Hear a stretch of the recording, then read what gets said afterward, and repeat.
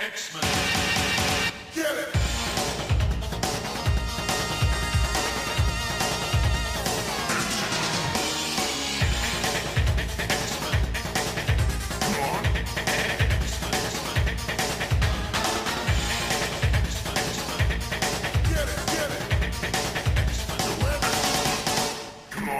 Hey everyone, and welcome to another exciting episode of Battle of the Atom. This is, of course, the weekly X-Men podcast where we take a couple X-Men stories, a couple plus one, a couple and a half, 150% of a couple, and we talk about them, rank them, and figure out what's the best X-Men story of all time, followed by the second best, and so on and so forth ad infinitum. And I said we a lot, but I'm Zach Jenkins, and my co-host is Adam Reck. He's the other part of this we. Adam, how you doing? I'm good. These are going to be interesting because, I don't know, especially the first one. We've been talking about the best X-Men stories of all time, but I don't know. Is this even a story? Could we call it a story? But it was a request, so we got to do it. Yeah, let's talk about the fact that it was a request first. This was a request by James Lehman. Now, you may be asking yourself, what did James do to not only get a request, but to get his request crafted into an entire episode of Battle of the Atom? Well, dear listeners, you guys are listeners. What James did is he went over to patreon.com/XavierFiles and he tossed in $2 and or more. I don't remember what everyone pays, but I love you all equally. Anyway, he went over to patreon.com and he made a request and now it's here. And you can do that too, but we'll give you all those links later. But thank you, James. So what did James request? Because this is an odd one. Well, yeah, so James requested something that, according to the U.S. Postal Service and Marvel, is a comic book, but it's also spiral bound and mostly prose with art and descriptions. It is 1993's X-Men Survival Guide to the Mansion. It was written by Scott Lobdell, so a comic book boy, professional comedian Scott Lobdell, penciled by Elliot Brown and Will Spartacio, with colors by Joe Rosas. Wow, this is something, man. This is really something. So, can I tell a brief historical story about this? Yes, please do. So every year in my area in southwest Ohio, whatever, Dayton, in Dayton, there is a comic shop between Christmas and New Year's that says, hey, we got to get rid of a lot of long boxes. So they have a mini con. It's all free. And it's just a huge sale. It's like a half long box or a short box for $50. Ooh, I like that. Yeah, me too. First comic I picked up this year was this, and I only picked it up because it was spiral bound. I didn't know it was X-Men. So it had me immediately at the presentation. Picked it up, saw it was X-Men, didn't even flip. I said, yep, this is worth what will come down to like 12 cents. It was water damaged, but I think it makes it better. Because this is the kind of book a kid would get super water damaged and never get rid of. It is such an artifact of its time for a wide variety of reasons. So I could see somebody really treasuring this, but it is, taken on its own merit, it is a very strange object that is just about as 90s as it can get. Yeah, let's describe. Adam, what actually is this? Because we've talked around it like we know what it is, because we do. But I'm not sure our listening audience will. I think a good question to start off with in talking about this is the X-Men Survival Guide to the Mansion supposed to be a diegetic element of the Marvel Universe? And what I mean by that is, if I'm a new student at Xavier's, I've just enrolled, Professor Xavier has figured out that I have powers and wants to, enlist me into his child army. I show up at Westchester, and am I handed this as my introduction? Because it seems like that when you open the spiral bound, there's a letter to you from Professor X and it says, "Dear student," and you're getting an introduction about, welcome to the X-Men. Flip to the table of contents. Here's an exterior shot of the mansion. But wow, like we go from there to like a couple pages in, spacesuits. They're spacesuits. They're very spacesuits. Yeah, it's like a very weird mishmash of stuff from page to page that is not a very good introduction to what X-Men is all about, I would even say. So it's really, this is an oddball thing, because I don't think it would be a good, useful tool for someone who is actually coming to stay at the X Mansion. Would you agree with that? It would be very difficult because what this ends up being, it's a lot of diagrams and like blueprints and pencil sketches with little blurbs and descriptions about the X Mansion. Just, hey, look, this is what the danger room is. This is what the war room is. Here's all of the X-Men security. Have you heard about Cerebro? Well, this is it. And it's peppered in with some really interesting and nice art that I do genuinely enjoy. There's some what are nice, fun little pinups in this, more or less. Mm-hmm. But at the end of the day, it's this odd piece of like, you know how there's a joke within Star Wars fandom, and this would be in like the Legends canon for people who are getting real too into this, about how every minor background character's pieces of clothes in Star Wars has an origin story. Like you can go on Wikipedia, greatest name in all of wikis, by the way. Wikipedia was one of the first ones, and they got it right on the money. Perfect. But, you can find, hey, what is all of the details behind Chewbacca's bowcaster, or Numa Nub, the guy who co-pilots with Lando Calrissian in the attack on the second Death Star? Yeah, it has that feel to it, because there are all of these architectural diagrams, blueprints, cutaways, and then they're paired with sort of a smattering of different, like you said, pinup articles. There's, diagrams of the Blackbird. There's diagrams of the mansion. So it does, Star Wars does a lot of these books where it's cutaway diagrams, and you get to see all of the little pieces and things. And I got to say, personally, like those kind of things never really interested me. I don't know why. Really? I guess, like, I don't operate with an engineering state of mind usually. So, however, I think there's some cool things to be gleaned from this. However, Zach, have you ever seen Reality Bites? This is not something I am familiar with, no. Oh, okay. If you ever get a chance, there's this really great 90s movie called Reality Bites. Winona Ryder, Ethan Hawke. It's fantastic. So in the movie, Winona Ryder is making a documentary about her friends, and it's sort of about what the zeitgeist of the 90s is all about. She starts dating Ben Stiller, who's also the director of the film, who decides that he is going to release this documentary on his like hip cutting edge network. And it's basically a metaphor for MTV, early 90s MTV. So what he does is he takes the documentary, hands it off to their editors, and they sort of remix her documentary. And so instead of it being this like frontline style thing, it's now this very hip, cool Teenage Mutant Ninja Turtles, neon shapes spinning all over the place, characters repeating themselves. And I couldn't help but think of that scene where she sees that as I look through this book, because this book has so many hallmarks of early 90s awful graphic design. There are things in here that are illegible. There are things in here that are clearly taken from sketchbooks that have handwriting in it that, like, you really got to hold this thing up to your face to be like, what does that say? And why does it say that? And there are other things in here that just don't make any sense. Like if we're saying that Xavier's Ready Room is the most secretive place in the entire mansion, why is it in this book?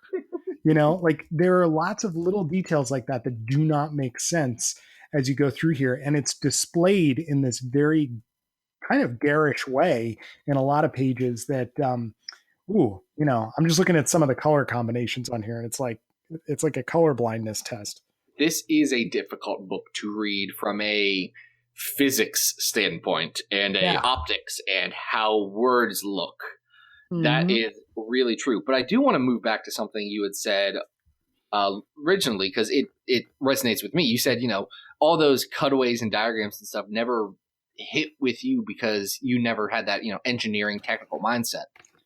I mean, like, my day job's an engineer. I was going to say, you probably love that. 10-year-old me absolutely adored those kind of things. Like, I have over on my shelf, and I've talked about it several times in the past, the DK Ultimate Guide to the X-Men, which was this big kids picture book that had all these diagrams and blurbs about different X-Men characters and all of that. And I adored that thing. I ripped it to shreds. I loved reading it so much. I had the first edition, by the way, which stops right before Grant Morrison's run, which is why in my mind I have a very clear delineation of old X-Men versus new X-Men. And new X-Men starts with new X-Men. Yeah, makes sense. Right, but like that was another thing that has a bunch of diagrams and all this stuff. And since it's from DK and for small children, it was more or less well laid out and clean and easy to read, where this is absolutely not. Like, no. There's some fun little blurbs about the just silly quote unquote technical specs of the X Mansion, like how they have the latest video games imported to them from like the Shi'ar Empire by Lila Cheney. Yep. And it looks like a NASA spinny orb space tester thing where you're just always circling around in like gyroscopic motion mixed with the VR system. And I'm just sitting there like, guys, this is 1993, so like Super Mario World's about as good as it gets. What are you doing? Yeah, but for them, it's like Lawnmower Man. We got to strap the guy into the gyroscope. There's another point where I think it's in the Forge's notebook where there's a reference to a 32-bit display. And which it just dates high quality. It dates the book so much. Like, this is such a product of its time. That this is early 90s. And the one other thing, and this is endemic to things like this, the layout of the X Mansion is not a known entity, and nor should it be. It should never actually make sense because the layout of the X Mansion needs to specifically be the best layout for the plot at that given moment. It doesn't. You don't need to say, well, the girls' dorms are over here and the boys' dorms are over here, and Cerebro's over under the boys' dorm, but the danger room is under the girls' dorm, because sometimes you want the boys' dorm to get into a fight and they drop down into the danger room. And that's just what you want to do. And forget, dumb continuity on that stuff. You make it work for your plot. So trying to lay out and say this is exactly what it is, you're just setting yourself up to be actually the moment you do literally anything. Well, and I think that's the big difference between a publication like this and something you might see in a Star Wars cutaway, because from the beginning, well, maybe not from like the very first Star Wars movie, but once Star Wars became this thing that needed to have so much canonical continuity, it was important that those cutaways were consistent and that they made sense, and that things that were later added to them or adjusted about them fit in with what had already been described and what had already been designed. We're not in that, area with this. There's really no single X story where we get a definitive answer about what this is. This is sort of an amalgam of what all of the different areas of the mansion look like or could be, and it's put into a systematic order. But you're right, like no X author should or artist should feel beholden to this. No. And that's why the usefulness of something like this is really kind of up in the air. Yeah, this sure is a thing. If you see it, by the way, like this, we're going to rank this in a second. It's not going to rank high. If you see this, go pick this thing up. Like, you'll love flipping through it like once. And then going back when you're saying, oh shoot, I know someone has this really cool, like, hand-drawn schematic of the Blackbird, and I'd love to pull that up and see it. But beyond that, there's not a huge amount of value here. It's an artifact. No, it's a fun cultural artifact. If you like early 90s X-Men, you'll get a kick out of it. And that's about where it stops. All right. So we have 111 stories on this list. Nice. Wait. Yeah, that makes sense. That's divisible by 3. It gets real confusing once you get too high. It's okay. I'm an engineer. I'm great at math. Don't worry about any of your stuff messing up because of my calculations, everyone.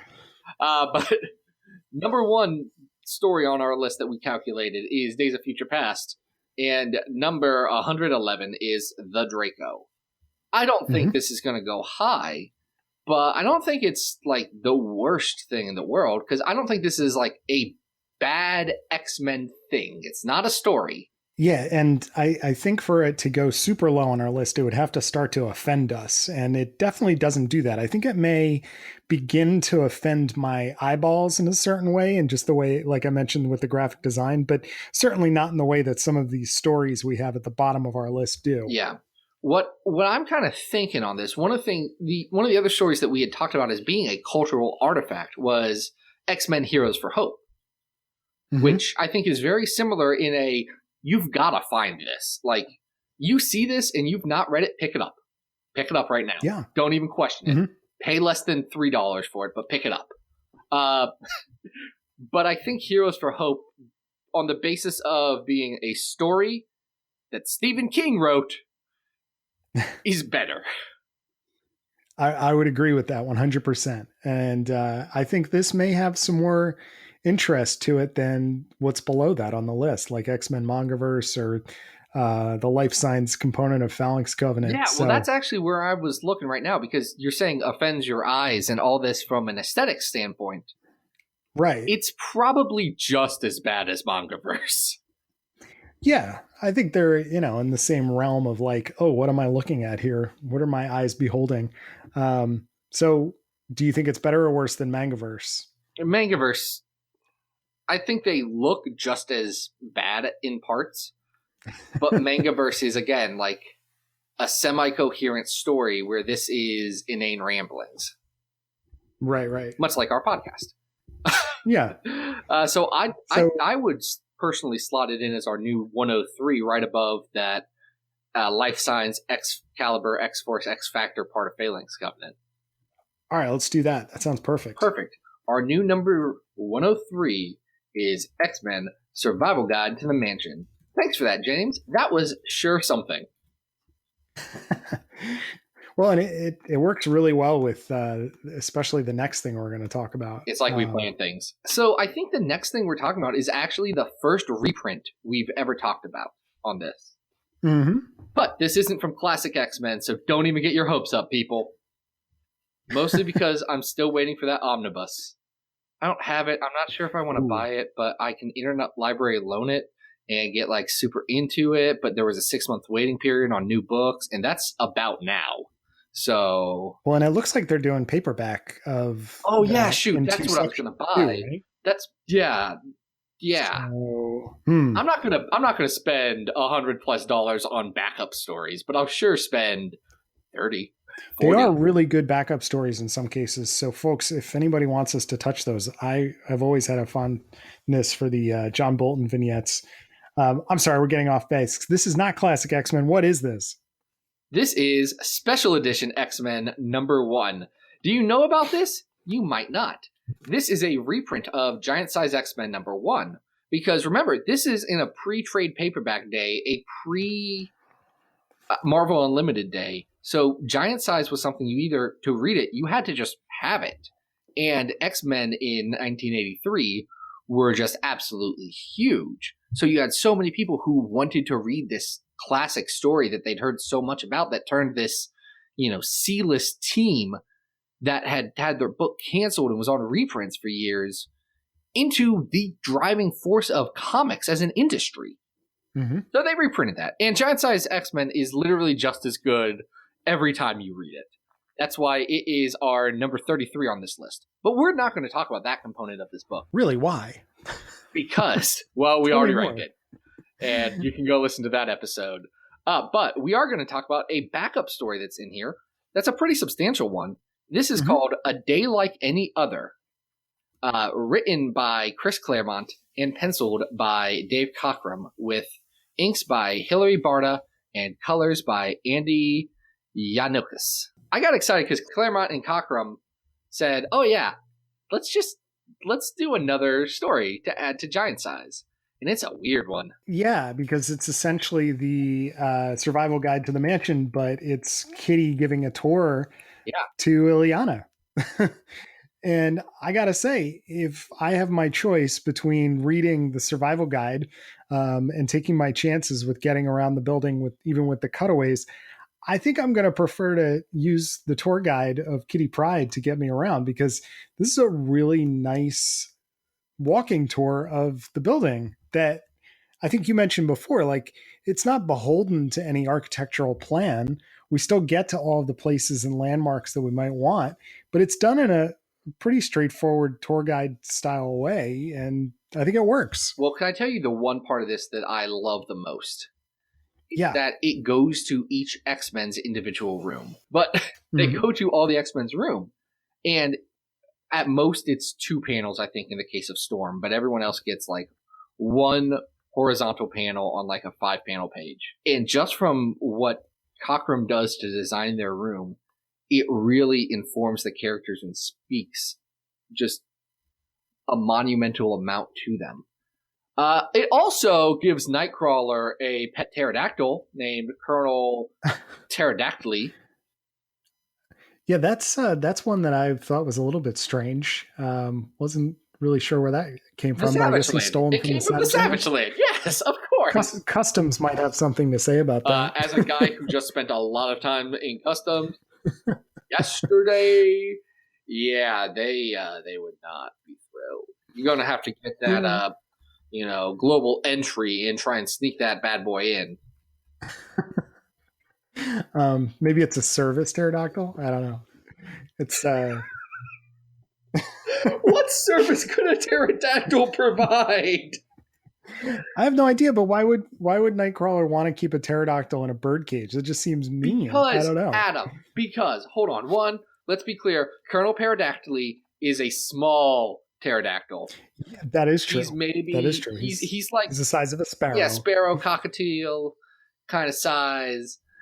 So a birdcage seems like an appropriate environment for it. Mm-hmm. That said, Kurt wants to be a pirate. Yes. That's canon. That's not a negotiable. But what's the only thing cooler than having a parrot on your shoulder? It's having a dinosaur parrot on your shoulder. Which I like that. I like to believe that Claremont was setting that up, and then he was like, "Oh wait, Lockheed, that's a better thing." Well, and I'm so glad that you're honing in on these room designs, because we start in the danger room, and there's a very intelligent nod to like space travel.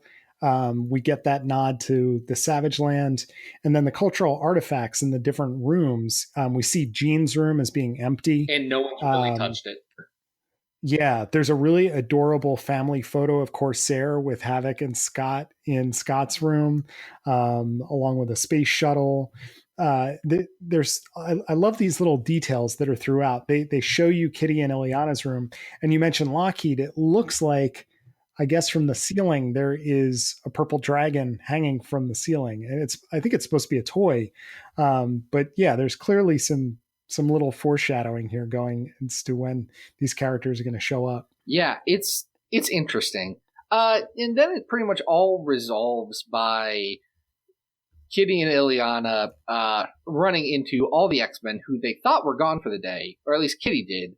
But instead, them and the Starjammers and the New Mutants were planning a surprise 14th birthday party for Kitty Pryde, even though I'm pretty sure canonically she's had 3 of those. Yeah, they mention her age in the story. There's also another part about, Ileana's ill-defined, because I guess the Magic miniseries hadn't come out yet. So there's a little bit about, her lost time in limbo. And I don't know. It's a good little introduction to the X universe. Like, if you were picking this up and you were trying to get a window into what the books were like now, and just try and get a primer of where they lived, it's a pretty cool story. It is. It actually functions like something I had ran into earlier this week, maybe? I forget. Maybe last week. In Marvel Age, which I have been going through on Twitter because I'm a sadist and also want to understand what they were promoting back in the 80s and 90s. Marvel Age is great. Marvel Age isn't bad. Yeah. I don't know if it's good. There's fun stuff to be had there, though. There is fun stuff to be had there. They also have the articles aren't hard hitting. They're the equivalent to a CBR article today, and I don't mean that as any shade. Just more in they are fluff promotion pieces, which fair. I mean, that's what the book was. It was the equivalent of like previews or something today. Yeah. But they, on their annuals, did like 1 or 2 page things for each of their books. That was just hey, here's a quick summary of what this book is. And it reminds me a lot like that. Like you could give this to someone and say, oh, I'm interested in learning more about this.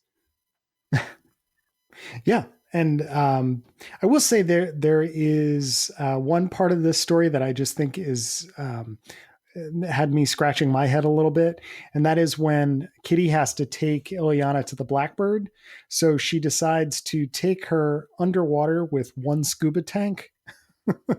And that's how they get to the Blackbird. That just seems irresponsible, Kitty. Especially when there was definitely another way to get there. They just didn't want to go around the lake. I am sure. And it's a nice little visual component, but like, I can't imagine that either of you are certified to scuba dive yet to share one scuba unit. So maybe not your best idea. There's no way Ileana is. No, Kitty not a chance. Is a very precocious 13-and-a-half-year-old. So who knows? Yeah. I am curious why this has not been like collected in any omnibuses or anything as far as I know. Like, this should be part of the X-Men, like, Claremont canon. This is Claremont and Cockrum doing an X-Men story set in an oddly specific time and continuity. Like, throw these 10 pages in an omnibus and say, hey, guys, check this out. This is a nice little hidden gem. Yeah, I'm kind of surprised. Because you're right. It is, it's very much in continuity. And it's got a lot of little cool cameos and little... nods to what was going on in continuity at the time. Yeah. It ain't bad. Where do you think it goes on our list, though? I know it's better than the Survival Guide to the Mansion because, again, it's a story, and it's a story that Chris Claremont wrote with Dave Cockrum doing the art, and it's X-Men, and those guys are notoriously good at that. Yeah, it's surprisingly fun to just kind of go on this tour with the two of them.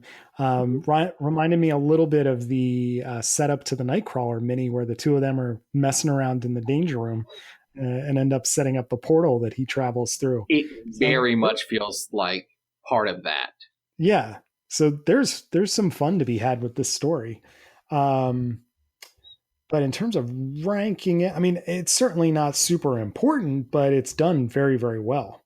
Yeah, it's a fun little thing if you know what you're getting into. What do we got around on that list?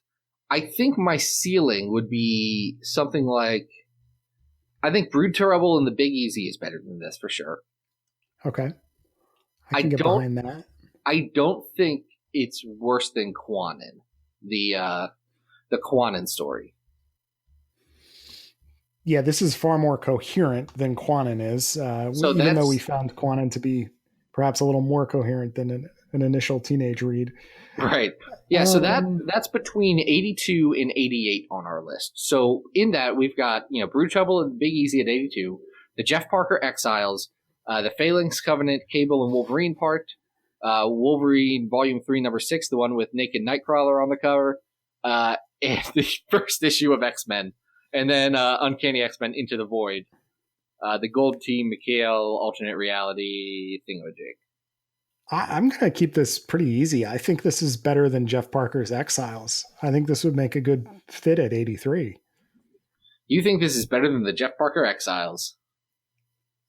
I do. Okay. I mean, it's Claremont. It's Cockrum. It's fun. It's essentially... classic X-Men, and I don't know. I'll revisit this. This is cool. Yeah, it's not bad. People should find this one. That'll be our new number 83 on this list. The backup story for Special Edition X-Men. Nice. And now, Adam. The last story on our list. We could not find any more walking tours of the X-Mansion. We didn't try that hard. But we also didn't find any others. Instead, Yeah, what is this? Because this is something that goes back to your youth, correct? this is an important milestone for me. This is X-Men Evolution number 9. It's called House Party. It came out in September of 2002, and it is the last comic in the X-Men Evolution comic series, and it was one of the first comics I own, and I love it so much from a nostalgia point of view. So let's start from the top on this one. Adam, your feelings on X-Men Evolution. Go. Show or comic? Show. Because I assume you didn't read the previous 8 issues leading up to this. No, I didn't even know that they made a 9-issue series about X-Men Evolution. I always liked the show. I thought it was fun. I thought it was a neat take. And I liked the character design. I don't know. I never had any negative feelings about X-Men Evolution. How about you? So X-Men Evolution came out when I was 10. So I got some feelings about this show. And most of those feelings are I love it so much. It's got a rough first season that gets better near the end and has moments interspersed, but it doesn't find its footing for a little bit. But from the second season onward, pretty much, it becomes a really fun show that does a lot of good stuff with almost re-envisioning the X-Men, but in a way that's so consistent with the, the classic teen superhero kind of vibe that the X-Men were originally going for.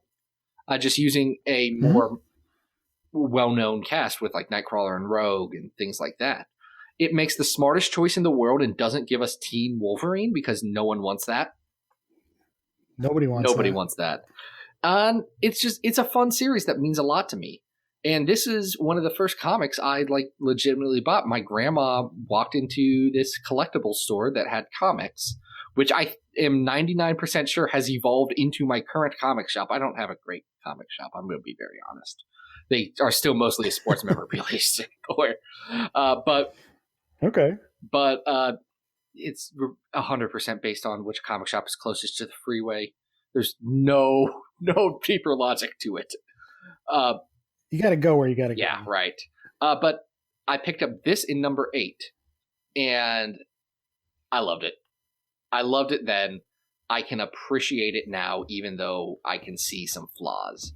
This was written by Jay Faber, who did a lot of stuff with Generation X that I just read last week that's really good. I like his Generation X a lot more than like the Brian Wood and Warren Ellis and Larry Hama stuff. Yeah, you were very complimentary of that as you were going through it. And I think some of that definitely overlaps with, the style and the approach that's being taken here, because this isn't quite the cartoon.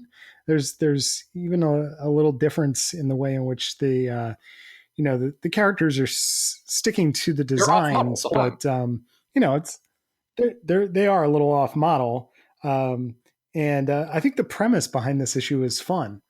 That they're going to throw a house party while the X-Men are out of town, specifically Professor X, and they're really interested in keeping the kids who are in the Brotherhood out of the more secretive parts of the mansion, like the Danger Room especially. It's fun. I do want to speak to J.J. Kirby's pencils and inks on this. It's interesting. It's not my favorite. I would have actually... The rest of the series does a more on-model style that I think works better, but J.J. Kirby is not afraid to go off-model to try and be more expressive in something that it's similar to how manga and anime can do that, but without really being like an Eastern style. It's just using some of those same tools. Mm-hmm.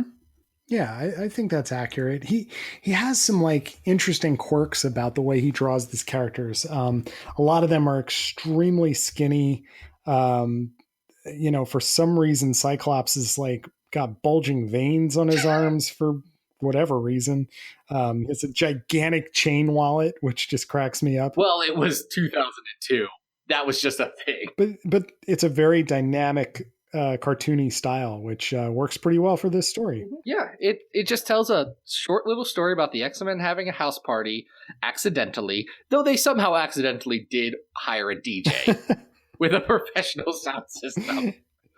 And the Brotherhood crashes it. Now, I can tell you, because I doubt we're going to talk about X-Men Evolution in the next year or so. So I'm fine with saying this now. I love the Brotherhood in the X-Men Evolution show. Yeah, they're fun. They're my favorite take on the Brotherhood. And the reason why is they aren't evil mutants. They're specifically not. They are like, they're kids who have essentially been abandoned. They are the unprivileged mutants, where Xavier's kids are the ones living in a friggin' mansion. Mm-hmm. Like they live in this boarded up house being abused by Mystique and Magneto. And they're like decent kids. Like the end of X-Men Evolution does a flash into the future, and I think all of them end up like just joining S.H.I.E.L.D.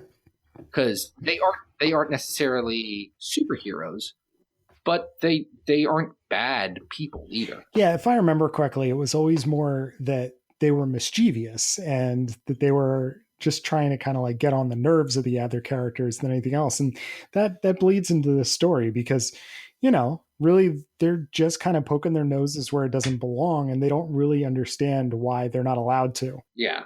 It's nice. It's a nice little story. There's a cute moment with Professor X at the end where Cyclops says, Professor, we had a big party and I'm totally going to be a tattletale, but I'm taking all the responsibility for this. And then Professor X is like, okay, thanks for telling me. I trust you guys more that you told me now. You're a good kid, Scott. Yeah. Yeah, it's a nice moment. And it's funny because earlier in the story, I think Kitty says something like, I'm reading from the page here. Come on, Jean, you know the professor never reads our minds. It's like against his principles. And I rolled so hard I fell out of my chair. I was like, wow, this really is a take on the X-Men if they think that Professor X doesn't read their minds. My goodness. X-Men Evolution Professor X is not necessarily a jerk at all times. He is the Patrick Stewart ideal of Professor X. Yeah. He honestly is. He's not literally any other canonical version of the Professor. But yeah, it's a fun story. It's not even my favorite of this X-Men Evolution miniseries. There's a fun Morlock story. There's a great New Mutants story in there at issue 7 that's a blast to read. Yeah, but it's not bad. I still have a very fond place for this story in my heart. I can see why. I mean, the one thing that it was reminding me of as I was reading it was the New Mutants Slumber Party episode. And I do think that this is a trope that could get revisited a little more often. This idea of, you know, strangers in the X-Mansion, because if you're an X-Man, the X-Mansion is just sort of like, hey, this is normal. This is where we go to school. But when you bring a stranger in, you're going into this like weaponized place that any little wrong turn around the building could really lead to your death. And so with the X-Men and New Mutants needing to stop them from going into certain areas, I think that is a funny little conflict. And this plays up on that in a smart way. X-editors, let the X-Men have more slumber parties and more smooches. Yep. That's all we're asking, is essentially turn every X-Men story into a teen drama. Like, just give us that. All of the fans are craving for it. No one cares about Senor Hot Knives. We just want teens and their hijinks. So we're going to talk about Hot Claws? We're not going to talk about Hot Claws. I don't know if I have it in me. We're not going to talk about Hot Claws all that much. I really hope it's good. Did I see that Charles Soule actually changed his Twitter handle to Hot Claws? Did I see that? No, his name's just Charles Soule. I think one of our mutuals changed their name to Hot Claus. Like Santa Claus? Yes, like Santa Claus, which is pretty funny. Also, don't Google Hot Claws. It's a lot of stuff you're not going to be able to not see. Oh, God. Wow. All right. So because where should we rank the story that doesn't have Hot Claws in it? This has so much nostalgic value to you. How high do you want to go on the list? It's not better than Spider-Man and the X-Men number 1 and 2 with the dinosaurs. Okay. He doesn't want to cure cancer. He just wants to turn people into dinosaurs, Adam. It's very good. Is it better than Brood Trouble in the Big Easy? Objectively, no. All right, he's keeping it real. All right, so how low do you go with this childhood favorite? It's definitely better than X-Treme X-Men Expose. Yep. I think that's definitely what I feel. Okay. I think it's better than Quanin for sure. Okay. Is it better is it better than Into the Void? Adam, take the wheel. I can't. I can't. All right. Why don't we squeeze it in between Into the Void and Quanin, just so it has a nice, secure space between some 90s nonsense. Does that feel okay to you? Honestly, it feels about right. Okay. Into the Void has some good art and some just indecipherable everything else. But yeah. X-Men Evolution number 9, House Party, is our new number 89 on this list. Nice. I was real worried that I was not going to be able to talk about all of these X-Treme Makeover Home Edition stories, but somehow I pulled through, and so did you, and we found something to do. So yeah, there's a lot of I hope stuff everyone here. enjoyed it. Yes. We hope you approve of our tour. Yeah, go find these weird stories. This is like, look, you're listening to not the best X-Men podcast. Let's say that. We really like it, and we try really hard, but let's be fair. Which means you're listening to like 2 X-Men podcasts, which means you care about these obscure stories.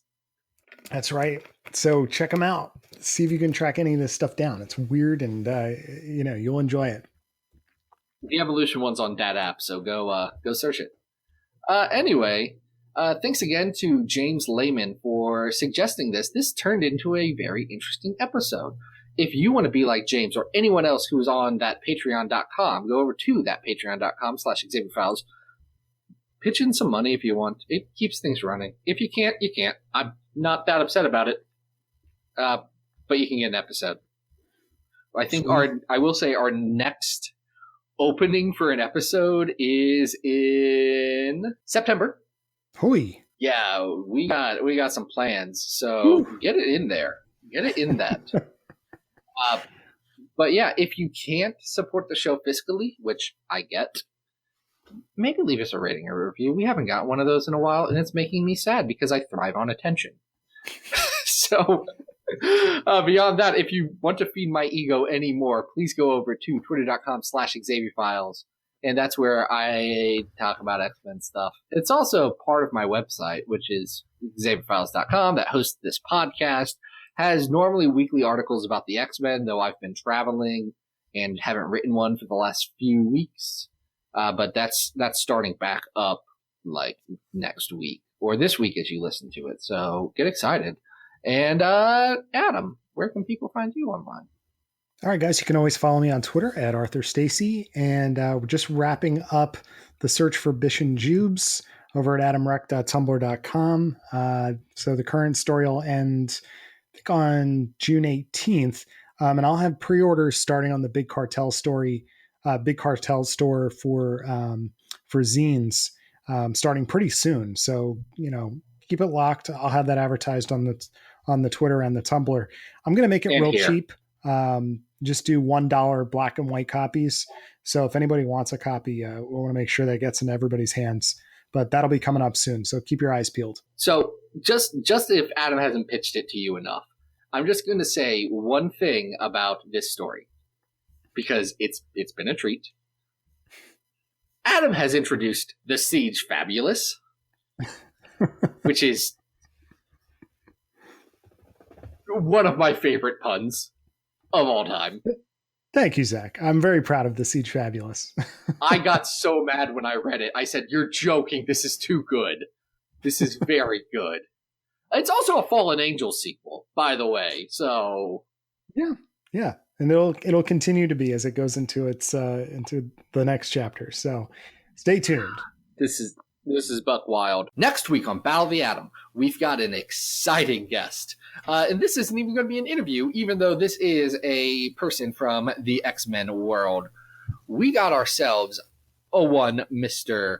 Chris Sims, co-writer of X-Men 92, and a guy who has a lot of experience ranking comic book stories. He's going to jump on here and talk to us about Murder World, and Murder World. Nice. And I'm so excited for this. This is going to be a fun one because I'm just going to spoil this for you.